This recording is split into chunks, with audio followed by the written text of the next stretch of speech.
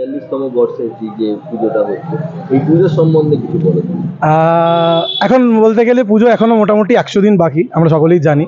তো এই মুহূর্তে কল্পতরুর হয়ে আমি এটুকুই বলতে পারি, এবছর আমাদের ভাবনার নাম হচ্ছে অনন্ত সৃষ্টি। তো সেই অনন্ত মানে বুঝতেই পারছেন, সেই অনন্ত কিছু একটা জিনিস নিয়েই আমাদের শিল্পী শান্তনু ভট্টাচার্য ভেবেছেন।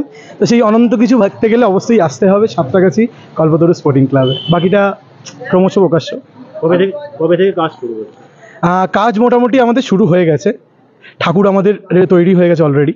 এবার আমাদের ইন্টারনালি কিছু কাজ হচ্ছে, বাকিটা আবার ইনস্টলেশন কাজটা এই মাসের শেষের দিকে শুরু হয়ে যাবে। আচ্ছা, কবে থেকে দর্শক দেখতে পাবে? দর্শক আমাদের তৃতীয়ার দিনকে প্রত্যেক বছরই আমাদের উদ্বোধন হয়, তো তৃতীয়া থেকে আমরা সম্পূর্ণ প্যান্ডেল খুলে দেবো।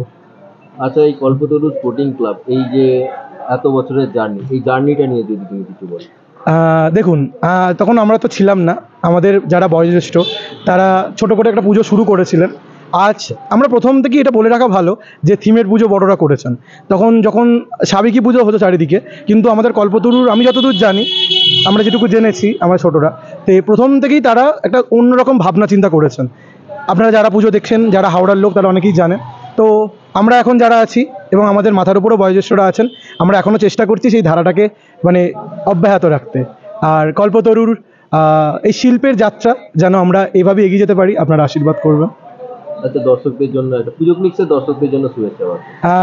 পুজো ক্লিক্স হাওড়া, কলকাতা এখন এই পুজোর জগতে মানে খুব ভালোভাবে এক্সপ্লোর করে গেছে। পুজো ক্লিক্স মানেই আমরা জানি পুজোর খবর, তো অবশ্যই পুজোর খবর জানতে গেলে চোখ রাখতে হবে পুজো ক্লিক্সের পর্দায়। নমস্কার। পুজো ক্লিক্সের পক্ষ থেকে আগাম স্মারক শুভেচ্ছা। ধন্যবাদ।